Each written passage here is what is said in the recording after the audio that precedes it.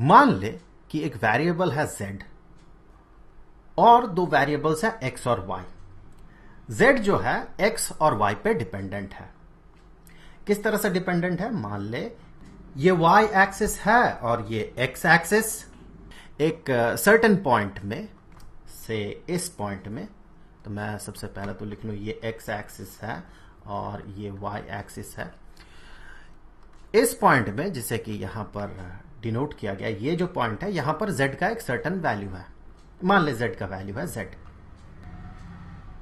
और यहां पर इससे थोड़ी दूर में यहां पर z का जो वैल्यू है वो चेंज हो गया और ये हो गया z प्लस dz, अर्थात यहां से यहां तक जो लेंथ है या फिर इसका जो चेंज है, z का जो चेंज है वो है dz। अब ये जो चेंज होगा, चाहे आप कोई भी पाथ फॉलो करें, यहां z का वैल्यू अगर z है और यहां z प्लस dz है, तो चेंज तो dz का हुआ। तो आप अगर ऐसा पाथ भी फॉलो करें, कोई भी पाथ फॉलो करें, जो चेंज होगा इन दोनों पॉइंट्स में z का, वो चेंज तो सेम होगा। तो हमने क्या किया? हमने एक पाथ कुछ ऐसा फॉलो किया। एक तो x एक्सिस के पैरेलल, तो यहां पर एक इंटरमीडिएट पॉइंट मान ले। इंटरमीडिएट पॉइंट लेट अस से वो पॉइंट है a। तो यहां से यहां तक, इस पॉइंट से a पॉइंट तक जाने में z में कुछ चेंज होगा, और उस a पॉइंट से उस फाइनल पॉइंट जाने तक z में कुछ चेंज होगा।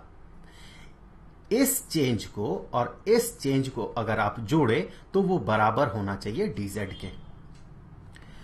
अब अलोंग x एक्सिस ये जो लेंथ है, ये लेंथ मान ले ये है dx, और ये जो लेंथ है ये भी इनफाइनाइटेसिमल लेंथ है, तो ये है dy।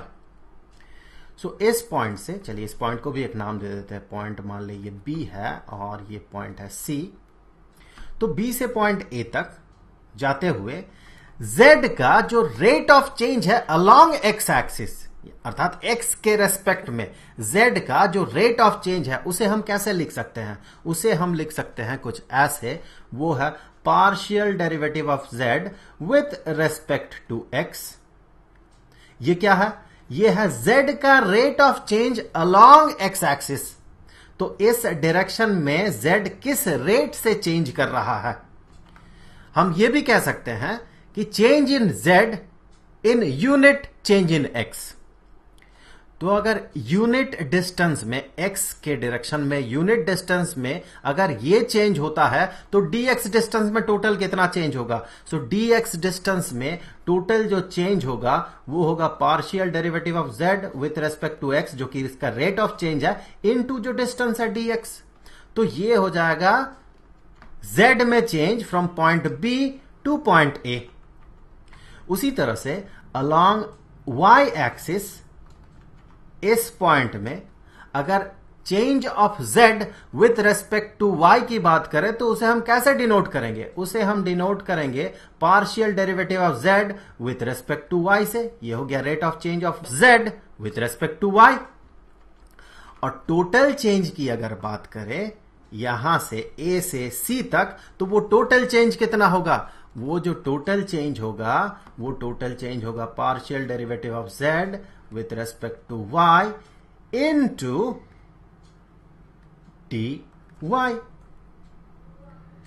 तो यहां पर हम इसे कुछ ऐसे रिप्रेजेंट कर सकते हैं कि जो z में टोटल चेंज है b से लेके c तक, वो तो dz है, जो कि बराबर होगा इस टर्म के, जो कि z में चेंज है b से a तक, प्लस इस टर्म के, जो कि z में चेंज है a से c तक।